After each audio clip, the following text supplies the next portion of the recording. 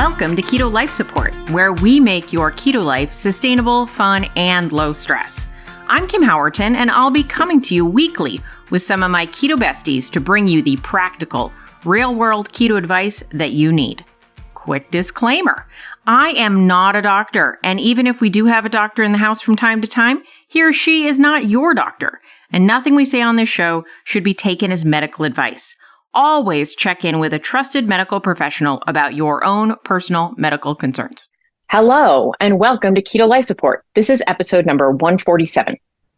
On today's episode, we get to talk to Nurse Cindy about maintenance.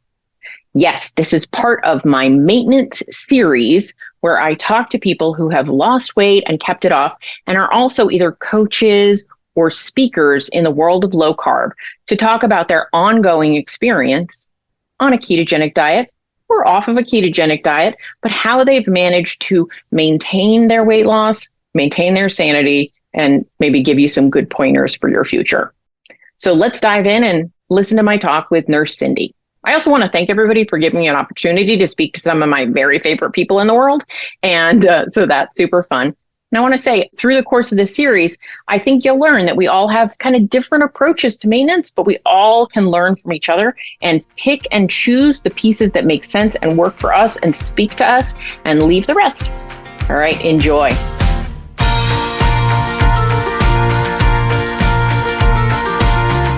Hey guys, I'm here with Nurse Cindy of Ask Nurse Cindy. Her legal name is not actually Ask Nurse Cindy, but that's what we all end up calling her, or just Cindy or Nurse Cindy. Yeah. Or, Grandma. I don't know what your grandkids call you. Yeah, more.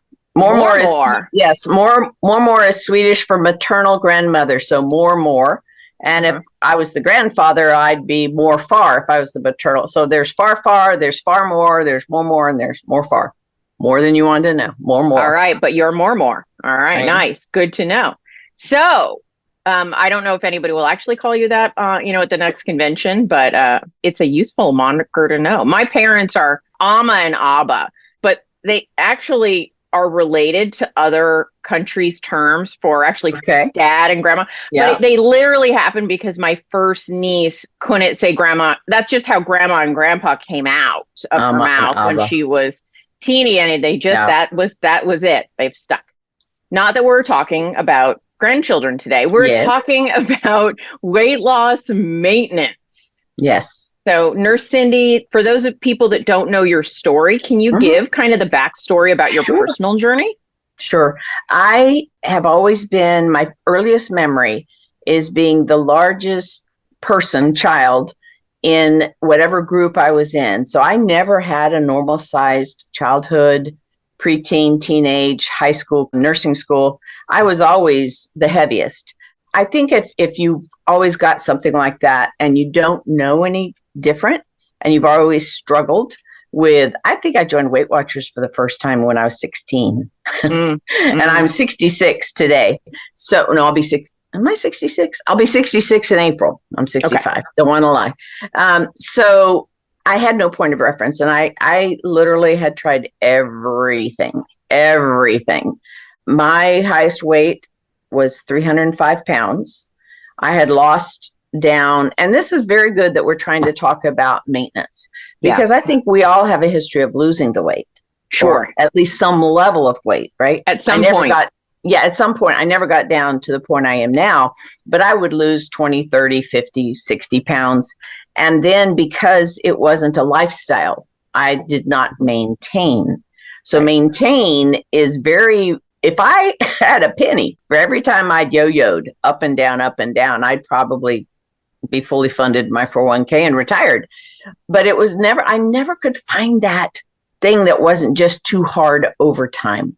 Yeah. And so I was 59 years old. My sister, Debbie, who you've met before she passed on, she introduced me to Dr. Sarah Hallberg's video. She's in the blue pants and it's a YouTube video. What if we're treating type 2 diabetes all wrong? And I was pre-diabetic. I had a hemoglobin A1C of like 6.4. I guess I was tipping right over to type 2. You were knocking on that door. I was literally just sliding down into it. Anyway, so I watched that. And I have a type 1 diabetic daughter, Rachel, who I think you've already met as well with Noah. And as she's speaking about what if we've been doing it wrong? What if you can't tolerate carbohydrates, so instead of giving you medication, we change what you eat? And I was like, oh my God. And I was so mad at Debbie because I didn't want to give up my sweets. I didn't want to give up my comfort food because they truly were my emotional comfort. It was what I leaned into whenever I was happy. It didn't matter. Happy, sad, upset, bored. It was what I did was I ate. So I started the low carb journey. I followed at first, this was back in 7 years ago. And I think Dr. Westman was out on the thing. Dr. Hallberg was out. Verta Health had not started. It wasn't like this massive thing. Right. And so I started just learning what I could online. Then this is really key for my success is I went to a scientific conference. I don't even remember which one it was because it was so long ago. It was in Florida. And Rachel came with me and my friend Janice Stewart and Debbie came. And we sat there and we listened to Dr. David Diamond, let's see, who was he's the big guy out of South Florida. D'Agostino? Yes, D'Agostino. He was there and some others, and Westman. And we literally sat there and I was taking notes so fast because more puzzle pieces. I think I'd lost 15 or 20 pounds by then. But I was starting to struggle with that denial, that constantly having to say no and cravings. And so as I sat there and I heard what processed carbohydrates do, there's no 12-step program for broccoli. Right. Nobody says I have a really hard time and I'm hiding how much asparagus I'm eating or Brussels sprouts. Name a cruciferous vegetable. It was like dominoes and they each speaker and all of a sudden, and I went and all of my clinical background and all the things I had believed, which was eat less, move more, low fat, moderate, the food pyramid. I looked down, I distinctly remember I looked down and I looked at my 3 closest girls and I said, I can never go back to eating refined carbs again. I cannot do it. And it was such an epiphany for me. It's not to say I haven't struggled. That's not to say I haven't stalled, but because I truly incorporated into my heart and into my mind that what we've been told is absolutely untrue. And now we're learning about salt's not, all the stuff about sunlight's actually good for you. And everything I'd learned and been told and exercised with Rachel, with my daughter, who was insulin dependent since she was 37 months old. I was like, and so I've been on this quest. That was 7 years ago. I'm down 94 pounds. I have not, I gave away all of my clothes that were a different size. I always had about 4 different sizes of clothes in my closet because shopping your closet, right? I think it was because I knew me. Yeah. I knew me. I said to a very close friend at work, a gentleman that I admire a lot, younger than me, but still a gentleman. And I said to him when I started this, I said, I'm so excited, blah, blah, blah. Sort of like Atkins. It's called keto, low carb. And remember, 7 years ago, and it wasn't a huge thing back then. Popular, yeah. And he was sitting at his desk. He sort of took his pen and he sort of threw it down on the desk and he looked at me and goes, we'll see how long this one lasts. Which was ouch. Yeah. But it was very hurt. It did hurt. I still think about it and it hurts. But that was my MO. Yeah. And right. So for me, it's been a combination. I thought about this since we talked about me coming on with you. I think it's a combination of understanding what ultra processed carbohydrates do to me and what they trigger in me, combined with the science of all of that and avoidance. I don't dabble. I don't have cheat days. I don't push the envelope. How much can I eat before I'm out of nutritional ketosis? I don't. And people say, you're kidding. And now that's not to say I haven't had too much keto stuff in a day, eaten when I wasn't hungry. I'm not saying that I haven't had half a pound of bacon at one sitting, but I've avoided those things that for me are so scary because I've gained such freedom. For the first time, Kim, for the first time in my life, I don't get stared at when I walk into a store or get out of the car. For the first time in my memory, these past 7 years, I haven't had to ask for a table instead of a bench, a booth, because I couldn't Mm-hmm. fit in booths. I couldn't fit in them. So the waitress would say, do you want a table or a booth? And I'd always be the first one to say, oh, I prefer a table. I don't have to keep a towel on my lap when I turn my steering wheel, so it doesn't rub dirt, and hand oils on my clothing. All these things that anybody that's been morbidly obese for any length of time, I don't get the rashes under the skin folds like I did. I don't get huffy puffy just bending over tying my shoelaces. And I found foods that are satisfying to me. It's something that I think you have to do. Mm-hmm. You can't just live on, like I used to try to live on rice cakes and carrot sticks. That's not satisfying. And I've just not been good at self-discipline with that type of eating plan. So last night, we had the best meal. It was Clarence fried bacon, because I had a really late night at work last night. I still work full-time as a nurse. He fried bacon, and then he put the hamburger patties in there. And then we had cheese on it that he'd sliced, and then he fried eggs and put those on top, and then put the bacon on it. We had it on a little bit of lettuce. I actually just had mine on a plate. And it's amazing how, and I'm sure you know this as well, how your taste buds, they mold. They, what I needed and what I desired has now, like, I looked at him, I said, that's probably the best meal I've ever had. He said, you say that after every fatty meat. I said, well, yeah. So that's been my journey.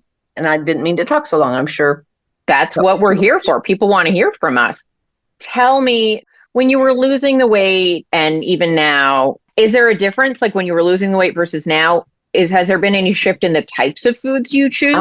That is a really great question. And yes, there have been. And one of the things that I just want to make sure people know, this has not been an easy journey. It's a hard decision I made that I can never eat ultra processed foods again.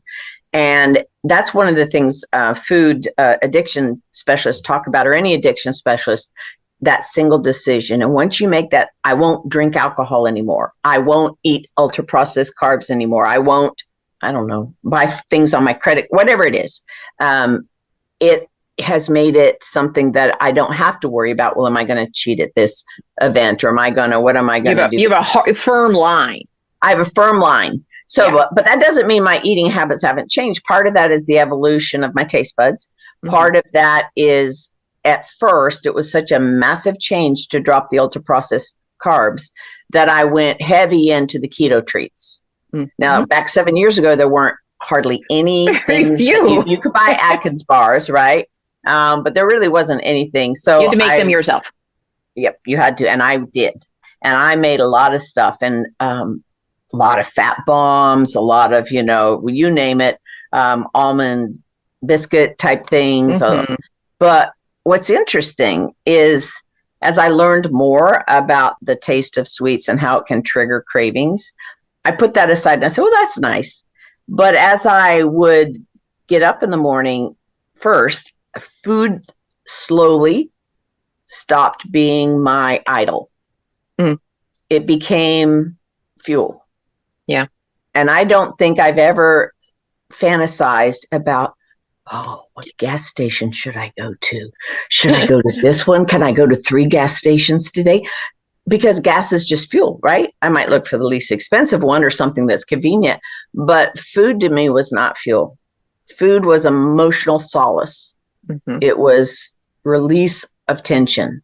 So that, I didn't expect that to happen. I had to make a lot of conscious decisions back then, because habit was, you walk in to pay for your gas and you grab a bag of chips, of course, and 2 candy bars, and then you eat them all 3 before you get home, and then you hide this. So I was eating a lot of keto, and you know what? It was fine to do that at first for me. You were making progress. Life was changing. I was finding things that were satisfying. Some of them were too hard to make. And that was my next, I have 3 S's. So it has to be satisfying. It has to be simple enough for the time and the money and the investment of time and money you're willing to make something that's exotic and keto. So it had to be simple enough that, and that doesn't mean I don't like go in there and still geek out in the kitchen. But personally for me, I had to reduce my recipe scrolling. And I had even keto recipes for me. And I think you and I have talked about this before. I could never be a food blogger like you do all your recipes, and Maria and all. And I couldn't do it. I don't think I could. Well, first, I'm a horrible mess in the kitchen. Yeah. We are all, I think, I don't know about Maria, but Yeah. my kitchen is like a disaster zone when I It's cook. but I'll have flour here and there, like that gal in the old commercial where she flipped flour on her face when she brought out some treat. But simple, satisfying, and to me, those two things help it be sustainable. That's the third S. And that sustainability, that ability to mature into it, to grow into it, to accept that I not only can't ever go back to what I used to eat and the lifestyle and the cheat, the hiding from people and the eating alone and eating voraciously as quickly as I could because I didn't want anybody to see it, keeping stuff in my desk drawer at work. The freedom that comes with that from having it very satisfying food that I eat, and taste buds change. And then this is, it's simple enough that I can manage it. And some days I make a big dinner and sometimes it's hamburgers. It's been sustainable for me. So it's interesting. I didn't have a plan to change what I was eating. It was like one day I looked around and it was like 1:00 in the afternoon. I looked at my husband. I said, because when, I think it was, I was on vacation or something and we were putzing around. I looked at him, I said, I haven't eaten today. He goes, what? Because I used to I not only ate my 3 meals a day, I had my keto treats in between. I'd have something before I go to bed. I'm sure it's different for everyone, but when I eat a raspberry or a strawberry today, as long as they're not like yucky green, it is like you've just given me ambrosia. And I still have some keto treats here and there, but I don't have 3 or 4 of them made up and in them. Ready at any time. I very rarely buy anything keto pre-made. Very rarely buy any keto ice cream again. I used to buy a bunch of keto ice cream. You name the brand. I've had it. I used to have several of those but it's not been a intelligent process. It's just been a more of a eventual, all of a sudden you realize I haven't bought ice cream in a while. It's kind of like you shed the things that were no longer serving you. Yeah. And it's, now I will tell you that there are some strange occurrences where I'll be driving by, name it, and I'll think, oh, I could love a couple of Krispy Kremes. And then I'm like, where the hell did that come from? What? It's been 7 years. Yeah. So I think we have to always be on guard. And we don't, my husband, fortunately, after about the first 6 months, he thought I was crazy. He's like, you are crazy. There's no way you can eat bacon and steak and all that. What you name what I'm making the fat bombs and stuff. There's no way. But then, so now our house, because we don't have kids that live with us anymore, we can keep it very clean, very keto friendly. That's a help. I am sure it's a harder struggle for people that still have kids at home and they've not been able to engage them in this. When I was with Lauren, they're lower carb, but the kids still have all that stuff that kids take in their lunch and stuff. It was interesting to be exposed to it for 9 days. It was interesting. I found myself looking at it and going, I wonder how many carbs there are. I wonder if I could do that. I'm fat adapted. I didn't. So your brain was trying to come up with reasons that it might be an okay idea to open up a little snack pack. It was very interesting. I have not been exposed to that in 7 years. And it gave me a whole new appreciation for those that do have non-supportive family members, because there's a thing in the addiction recovery world called decision fatigue. Mm-hmm. And willpower will take you so far. This is why I don't think any 12-step group for alcoholism would say to the alcoholic, keep on working as a bartender. That's great. Just say no. So I have a lot of admiration, newfound admiration for people that don't have the ability to have an area that's very safe for them. I can walk into that kitchen and know I don't need to eat, but still eat and know that it isn't going to be ideal, but it's not going to be ridiculous. It's not going to send me on a binge. So that's sort of, it was, the foods have definitely changed. They've always been on that lower carb end, but I find I'm satisfied with a different food group now. So you lost, if I remember, you, like a lot of people, right? Like lost a lot of weight fairly quickly and then much more slowly lost the last whatever. Yeah. Yeah. I lost almost a pound a day for the first 2 or 3 weeks because I was 240 when I started. I'm 5 foot nothing. I'm 5'2". You see pictures of me with you, and I always am surprised how short I am. I always think that I'm taller. I never think any of my friends are shorter than me, and then they're all shorter than me. Yeah. So I don't have the body type that carries 240 well. It was delightful to see the scales. It was very encouraging. But then I started hitting those dreaded stalls, which is going to happen. This is not a triple black diamond ski slope. This is a set of steps, right? So you're going to drop some, and then you're going to plateau, and then you're going to drop some. It's sort of like a little taste of maintenance, if you want to look at it that way. But the body, especially for us women, it is meant to protect your ability to carry on for children or for, all those things. And so I think there's there's so many people that are a lot smarter than I am about hormones and stuff. But once I realized that I cannot let the scale define me, I cannot. They're lying piles of poo. Now, do I weigh every day? Absolutely. I know that's against a lot of what people say to do. I do it too. I do it too because it helped me actually separate the emotion from it better than if I weighed less frequently. Yeah. Because I knew I could know in my bones that I didn't eat enough in one day to gain 4 pounds of body fat. All the time, 4 pounds up. And I was like, well, that is clearly a fluctuation. Yes. And somehow, though, if it had been a week before the weigh-ins, I could figure, I probably couldn't, but I could certainly come up with a way in my brain that was entirely body fat. I have never thought of it that way. Yeah. Because one of my accountability things I do with Clarence, with my husband, is I'll walk out of the bathroom. I walk in there, buck naked, do your potty thing in the morning, go in there buck naked, get on the scales, make sure they're in the same place, and I come in and I'll always tell him what I weigh.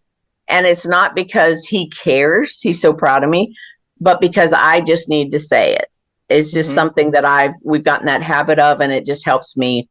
But I've never thought about if I went a week and I was up if it was one of those days. Then the next day I'll be down 5 and I think, yay. And then it's like, then I'm the same and then it goes, it's just the weirdest thing. Yeah. And I think it's person to person. I certainly know people that mentally it is clearly a bad idea for them to weigh. Yes, it does happen. Maybe even at all. But for me, one of the most freeing things I've done is weigh more, not less. That's very interesting. Yeah, that's very interesting. I'm trying to think when I was heavier. I don't think I weighed hardly ever because it was depressing.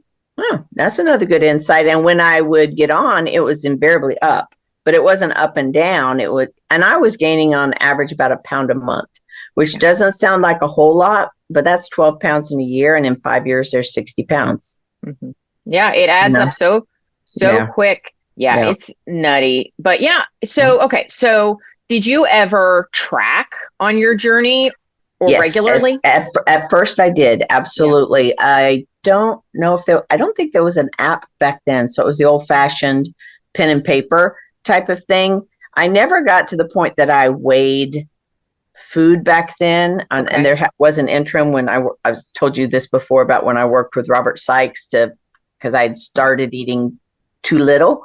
Yeah. And I was trying to weight train and gain some muscle. And long story there, but I did it first until I got my rhythm of what 20 carbs was. And then I had a long period where I didn't. And then I tried not intermittent fasting, because it's just sort of natural when food is not your idol and you're not hungry physically, that you tend to have intermittent fasting. For me, at least, was quite easy. From 7 at night or 8, depending if we ate late, till whatever, 10, 11, 12 the next day, there's 15 hours. But extended fasting and I are still not good friends. I know some people thrive on it. Dang. I just hate it. I hate it. So a lot of people really get that endorphin and their ketones go up and all that stuff. But so that's something that maybe I'll explore again later. But I weigh every day. I've tracked on and off. I still get reminders on my, Carb Manager app, or I downloaded one when I was working with Robert Sykes, because I needed to track, I needed to weigh, because I had not realized how few calories I was consuming. So you were just eating according to your hunger for quite some time because at that point you were super duper low carb. I remember you were almost carnivore with an occasional vegetable. Yeah. And then I remember you were like, you realized you weren't eating enough and you weren't putting on muscle because you'd started lifting weights. Yeah. And so you did a reverse diet with Robert, right? Yeah. And trust me, no one ever, this was when I was last year, when I was 64. No one has ever in 64 years ever said, you need to eat more. Cindy, you're not eating enough. I looked at him, I said, that just cannot be right. But he had I think when we have that history of being overweight, there's a voice in our head that always says you eat too much. You eat too much, right? Yeah. You shouldn't have had that last, little bit. Right. And for a while there, after I'd lost like the first 30 pounds, I was eating more calories in the way of keto treats. Not too much chicken or too much salmon. It was too many of the treats because it was net carbs. That's a whole nother story. So I did start tracking again because I was in an 18-month stall. I lost 75 pounds. I lost about 60 the first 14 or 15 months. And then I hit an 18-month stall. And if you watch any of my old videos, I would say, hi, I'm Cindy from Master Cindy. I've lost 75 pounds, 75 pounds, 75 pounds, 75 pounds. It was like forever. It was like, oh my God. So between starting to track again and moving more, then I got to the point I swung down to the 94. But when I started listening to more things outside of food and how it impacts you, started listening to people that talked about muscle-centric medicine like Dr. Gabrielle Lyon and others that talk about as we age as women especially.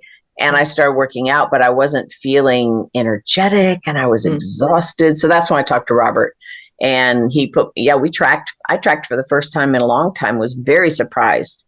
It was between 1,450 and 1,550 calories a day. He said, girl, that is not enough.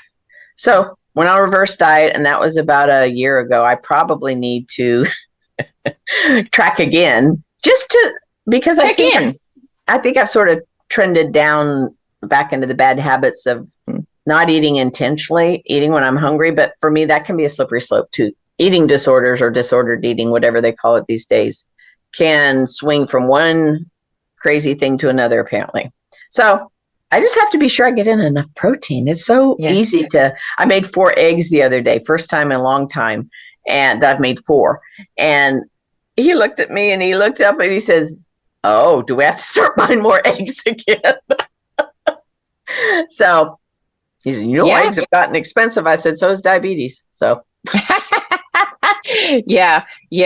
It is funny that the eggs right now, they seem to be coming back. We had a bird flu problem, I guess. Yes, we did. And there was a shortage. Yes, but I went to the store the other day and there were plenty of eggs. So I thought, okay, well, things seem to be improving on the egg front. But yeah, most people don't realize that 2 eggs is like 14, 15 grams of protein. That's not a meal. It's not enough. Yeah. It's not enough. And it's hard it's the weirdest thing. I don't know about you and how many eggs you can eat at one sitting. If they're scrambled, I can only eat 3. It's like starts to gag me. If I have them fried or soft boiled, I can do 4 and on some days 5 at a sitting, which is a lot of eggs. But that's what 35. If I eat 5, that's 35. If I eat 4, that's 28 grams of protein. Something about scrambling them.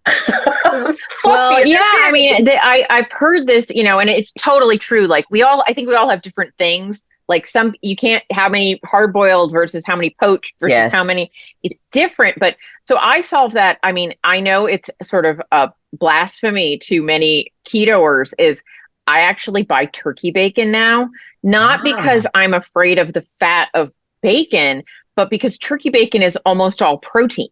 And so if I add 2 slices of turkey bacon to 2 or 3 eggs, I'm getting the 30 gram minimum. And because it's 2 different flavors, like turkey bacon doesn't taste like bacon, but it tastes like a tasty smoked meat. And you enjoy it. Clearly, it's satisfying. Yes, fine. That's very interesting. So, so I've got 2 new revelations there, and I think one of the other things I'm doing is I pretty much stay out of the kitchen. You like Clarence Doodle? Well, he's retired, so he can cook just as good as I can when it's mostly me. Because, like you said, I'm an inadvertent carnivore. I don't really mean to be. I like a good veg here and there, but I do start my meal, and he always makes a vegetable for himself. But I do eat my meat first, and then I eat the vegetable if I have enough room and desire, because I need to get that protein in at my age. It's really important. But I don't go wander in there and just sort of open the as much as I used to. I'll have days, like a crazy day. So what I've started to do is I've started to engage in other activities that I find enjoyable. When I find a recipe I print it out, and I have 3 different 3-ring binders, because if I keep it on that website, or if I have all these keto cookbooks and I just don't look at them anymore, I make a copy of one and I put them in these. I have the breads, I have the meats, and then I have the keto desserts. And they go in that binder, and that way I've sort of limited my scrolling. It's just a problem for me. I want all of it. I want to make all of it. So. Yeah, I think for any of us who have been, still are, have that food addict issue, food fantasizing, whether it's in your head or on a screen, it's like porn. It's just like, it's probably not good for your relationship. Mm-hmm. It's gonna maybe get in the way. So then you plateaued, and then you lost some more weight. What changed? Do you think it was just time?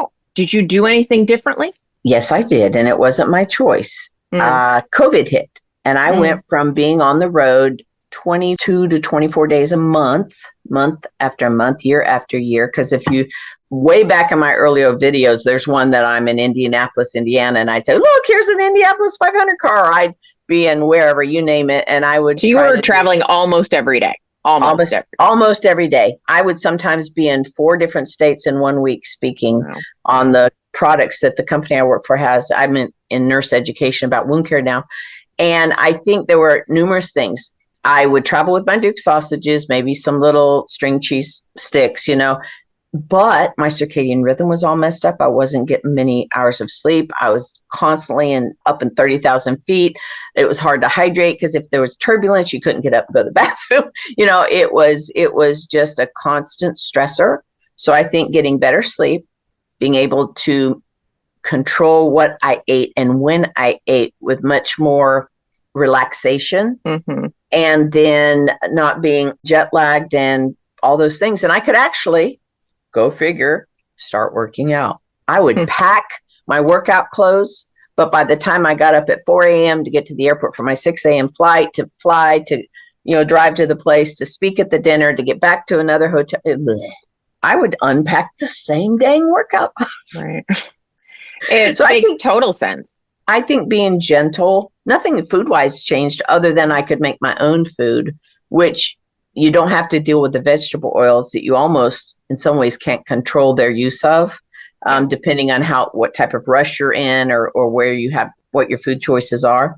But I think it was multifactorial. It wasn't so much food. I think it was just being able to control the seed oils, totally eliminate those, and get some good sleep.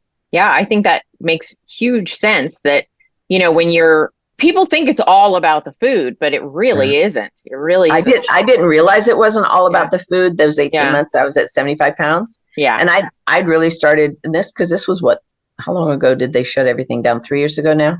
2.5, 3. Yeah. Yeah. I really, once I could really sleep, and it was just, I think I slept for 2 weeks solid practically, because I did not realize how exhausted I was.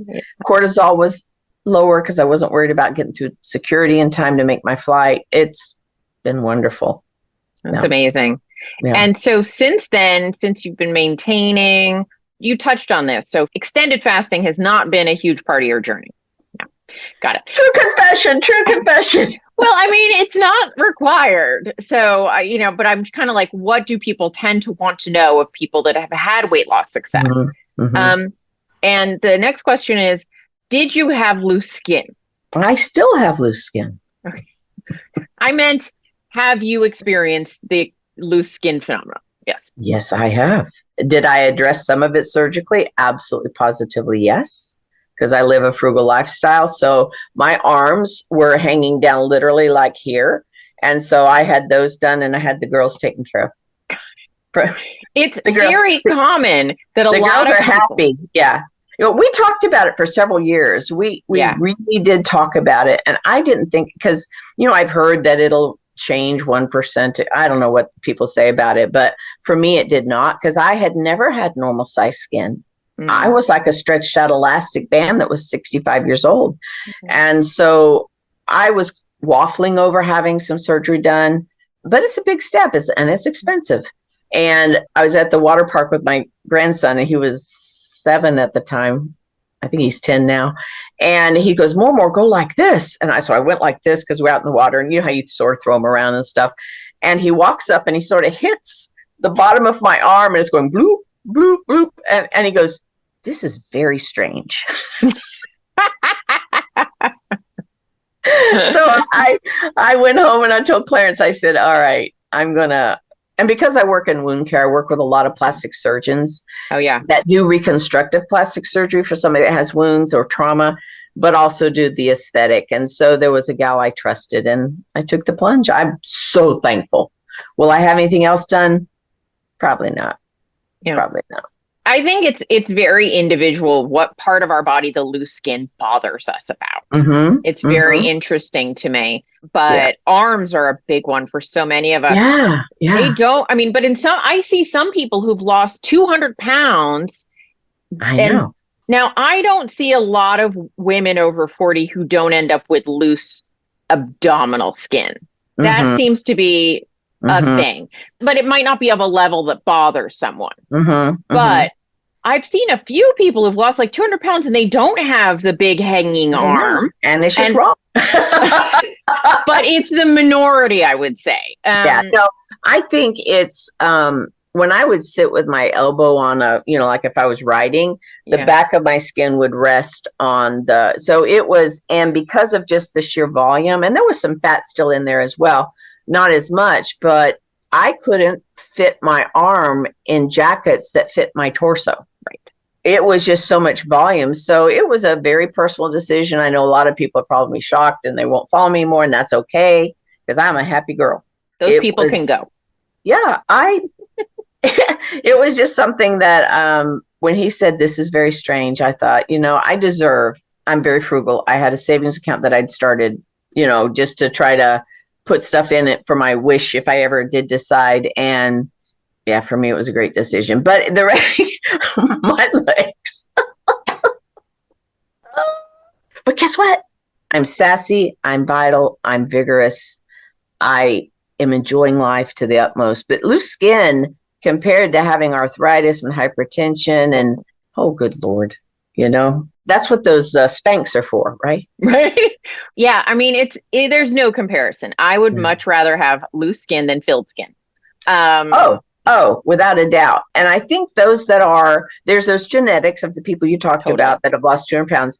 But I think the younger you are and the shorter the period of time that you were obese, the more likely your skin is going to spring back. Right. And it's a very personal decision. It's economic, it's personal, it's emotional. Do I want to admit to people that I've had work done? Mm-hmm.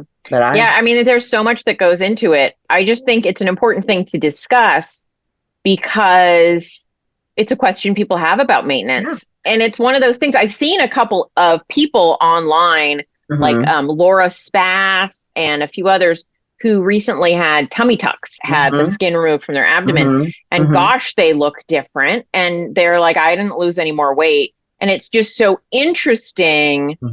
Other than the weight of the skin, it's so interesting how different people look once they get rid of the excess skin.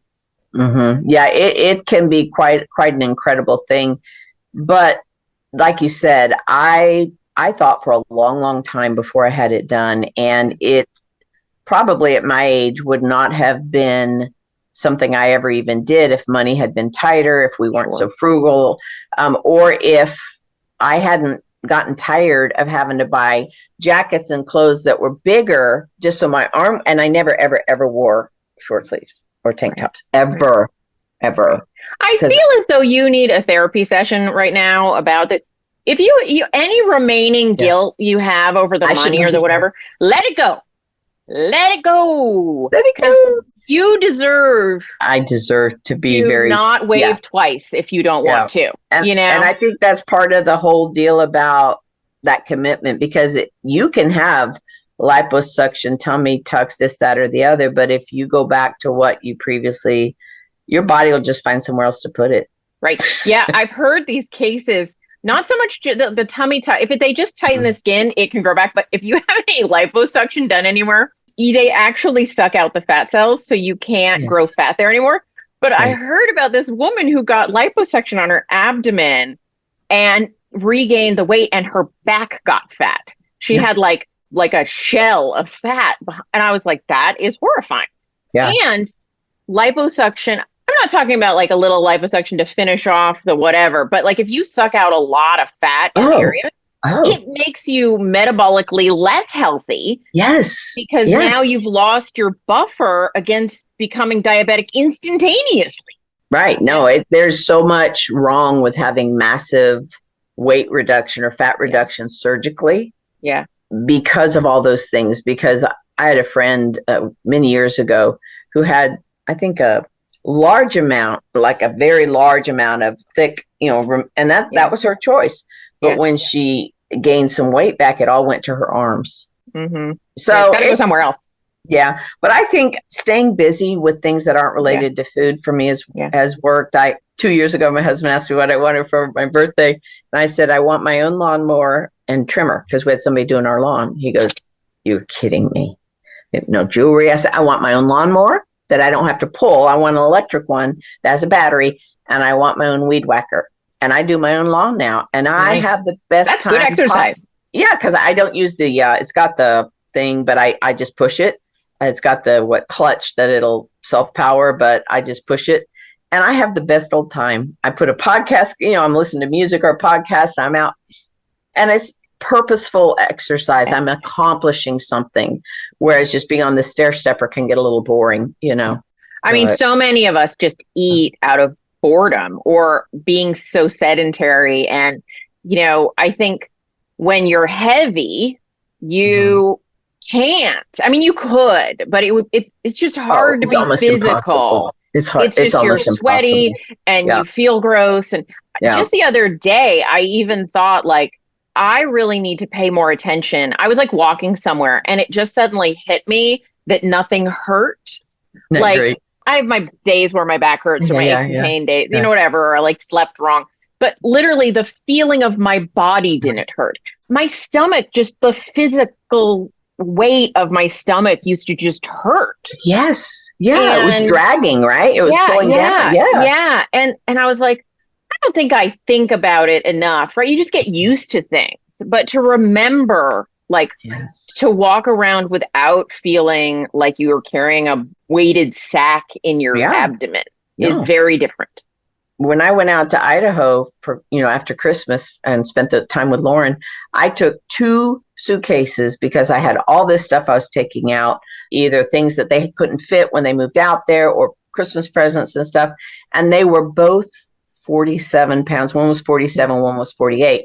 And when I'm picking that up, and this is truly another one of those big aha moments, I added it up and it was 95 pounds worth of luggage. And I thought to myself, Cindy, you used to haul that around. Oh, yeah. Wow, that was a good moment. It was a very good moment, because no wonder I was tired. No wonder I hurt. No wonder I didn't want to get up and move around. Because if I had to carry those 2 up above where the wheels weren't rolling, you tell me how I'll wait down here. But it was such a great moment. Yeah, it was a great moment. Yeah. And I've been working a lot on my self-talk. Yeah. That chatter that goes on in your head about all sorts of things, about not being worthy, or boy, wouldn't it be good to go in and grab a piece of cheese, or positivity, trying to really play things in the background so I can, because there's a lot of in my body, you get all these thoughts, and I'm really trying to maintain gratefulness, thankfulness. So I'm just focusing on different things. I think before keto, because my blood sugars were constantly up and down, if I was on Weight Watchers or something, I was eating their low point things that had 30 carbs. I was fighting against my hormones. Right. And now that my hormones, my insulin especially, is much more stable, it's not nearly the struggle it was at first. I think I would like to encourage anyone that's made it this far that it does get easier. It does. Yeah. But you also have to realize the stuff that got you into trouble, if you go back to it. Right. Yeah, one of the things that I think people need to prepare for in maintenance, because a lot of people, like you said, started off at the beginning of this conversation, they know how to lose weight, they know how to gain weight, but they don't know how to maintain. And so their life just becomes up and down and up and down and up. It's so depressing. And it's so depressing. And it's like how to maintain. And I'm not talking about the practical part, right? That's a math equation or whatever, but it's the things you have to be prepared for is that you have to be a different person now, because when you're gaining and losing and gaining and losing, you have a very actionable relationship with dieting or, and it's a thing. And then you get to maintenance. And unless you think of maintenance as just as active a participation experience, you just go back to your old ways, because that's the only way you knew how to be when you weren't on a diet or losing. And some of the things you have to prepare for in maintenance, I think, is that you have to start thinking about things that aren't your weight. And aren't food related, and aren't food and aren't dieting and aren't, right? It's like, what do I do with this brain space that for the past entirety of my lifetime has been focused on my body? Oh, absolutely. There's why I've the yard work, working on my self-help, my chatter, my positivity. I've started doing a little arts and crafts, things that I can do that keep me busy. Not that I'm not busy with work, but I don't have that travel component. So I have a lot of extra time. I don't watch much TV. If we do, we record it so we can fast forward through those stupid commercials that want you to eat everything. It's like weight loss drug followed by Pizza Hut. And then it's somebody, something followed by another food. It's the craziest thing. But I think you don't have to redefine yourself. You get to redefine yourself. And what you do. I've started a little eBay store. I'm working this year. One of the things I'm doing is I've been listening to some gals. I sort of stumbled into this no buy year where you start reducing the clutter in your life. Nisha and I were talking about it when they were here in San Antonio over whatever the holidays they were here. I think they were there. And she's starting to do that. I'm not going into this whole simplistic living, but I'm doing a lot of fun stuff. And I would never have. It's just worth it. It's worth it 100 times over. Yeah, I think like you can see how amazingly your life has shifted in your health and your weight. Because obviously, I'm talking about weight in this series, but I think you and I would both agree that the weight is actually a small fraction. It means a lot. It has a lot of meaning to us. But the health stuff is huge. They're very wrapped up in each other. It's really the why. If all I had thought was important was the scales, those 18 months, or when I would stall for 2 or 3 weeks before that 18-month, it would have been a disaster. And for me, that's why I've invested so much time understanding the science and what happens. I was talking to Dr. Berry when they were here and we were sitting down. And I said, one of the things that there's a saying, death by 1,000 cuts, right? Or a million cuts is something. These little tiny, but you'll bleed out, And I thought the way I was eating was death by 1,000 bites. I was literally self-inflicted wounds, all the inflammation. And so I would encourage folks to just, if you're spending a lot of time scrolling on recipe sites, keto recipe sites, spend an equal amount of time learning the science more and understanding the health and the vitality. I just found out Sunday, I think I texted you about it, that I'm going to be a great grandma in August. Now, how do you say great grandma? That I have to look that up. I'll Google it. I'm sure Sweden has a way, but it'll be something more. So great grandmother. We have 12 grandkids now, and we're going to have our first great grandchild. And that's amazing. I want to be that person they know for a long time, and that's sassy and runs and jumps with them. And totally. I think that's amazing. And I see you. I see you getting on the floor with them and like you do now with the little kids when they're around, and you're going to be that person. And how many great grandparents are that person? Well, how many get a chance to know their great grand? Now, his daughter, Lisa, had her children. She got married right out of, I think she was in her first year of college, and her first son is the one that got married last year. That's now going to be a dad. Young. Yeah. So, some people marry into money. I married into kids and grandkids. Nice. It's I great. think that's great. That's awesome. So ultimately, what do you think, like if somebody said, what is like, if you could tell me just like the short list about maintenance, like what is important for me? If let's say you're talking to somebody and they're like, I just got into my Range, whatever, or I'm about to, or for when I do, what's the short list of things that you think are important for them to know? That this is your, this is your life. What got you here is what will keep you here. And don't try to nudge the closer and closer to the edge. It's a slippery slope. I tell people, if you start, for me, I can't say if they start. For me, I just know me enough that if I start giving myself permission to have one donut and the scale doesn't change, then I just know my personality. So what got you here is what's going to keep you here. Find other things that bring you fulfillment and joy. It might be volunteering. It might be walking the pet or helping a neighbor. It might be, I don't know, getting your own lawnmower. I think you're naturally going to have the opportunity to be more active. Enjoy that. Find something that you enjoy. I go do these Zumba classes.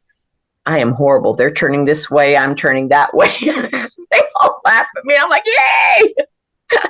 But you just wanted a chance to wave. Yeah. I just like you guys so much. I want to see you. Yeah. But it's, I think what got you is going to keep you here.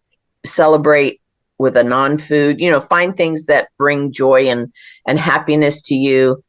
Don't ever give up working on yourself, because I had 59 years of abuse, those death by 1,000 cuts and self-inflicted wounds. And that does not happen overnight. Nisha said this morning on that her group that if you broke your arm, that happens, boom, right? But you don't expect it to be better tomorrow. And we don't expect to be able to do, play golf again if you're a golfer. It takes a long time to heal. And I'd heard once that for every decade you've been obese, it takes a year for your metabolism to become accustomed. And that's an interesting statement, because I was obese for 59 years, 6 decades. And I'm in my 7th year, and I feel like I am like awesome. But it's a process. But if you've made it to maintenance, don't give it up. Fight like a girl. Or a boy if you're a boy, if you're a guy. But I think that's awesome. Well, thank you so much, Cindy, for talking with me about this. I was glad to have a reason to call you up. I know. I can't wait. I'll see you in Austin in April. I will be in Austin. Yeah. I'm still debating about Denver, but okay. Well, the Compass girls are going. So of course, my keto girlfriends. All right. Well, I will talk to you very soon. And thank you so much. All right. Thanks for asking me to come. See ya. Thank you so much for joining us for this episode of Keto Life Support. Want more information? Want show notes? Want to suggest a topic? Just head over to ketolifesupport.com. That's where all that kind of thing can go on. By the way, I have a request. If you could go to your podcast host and hit subscribe, we would really, really appreciate it. And what would be even more awesome is if you could write a review. And what would be even more awesome than that is if you could write like a really flattering review. Just asking, you do you.